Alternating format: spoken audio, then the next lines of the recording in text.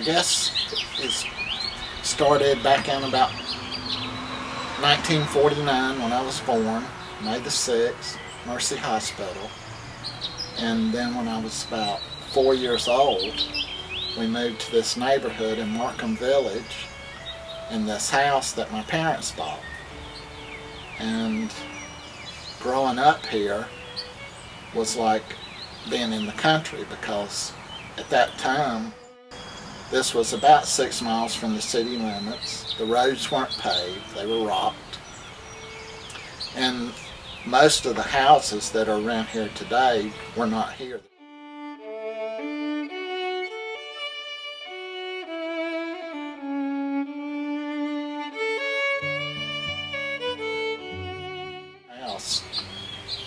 We came across this old building, and we had no clue what this building was. It was vine covered, the windows were boarded up, but it just looked interesting to us. So we ripped the boards off the windows, climbed through the windows, and just explored the old house. Didn't have a clue what this house was, who built it, or anything about it. But it sat on the Methodist home property in a real wooded area.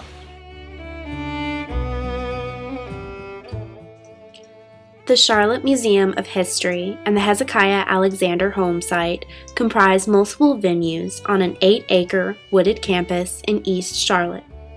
The oldest structure, and the reason for the museum's location, is the Hezekiah Alexander House, a 5,000 square foot rock house.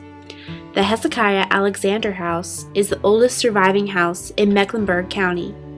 Listed on the National Register of Historic Places, it was built around 1774 and still stands on its original site. The house is accompanied by a reproduction log kitchen, barn, and reconstructed 2-story spring house. In the 1940s, the Methodist home acquired the house and the surrounding land.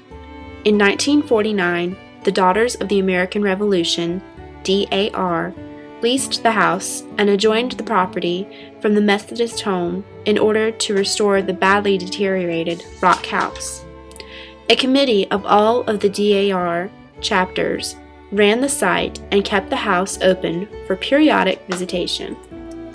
They had, back in the day, back in the 1700s, they had a spring house where they kept their milk and perishable items, and a spring ran through it, which kept the little space cool, little room cool, a house they built around it. Well, at the time we would explore this area, none of this was here. It had long since deteriorated away.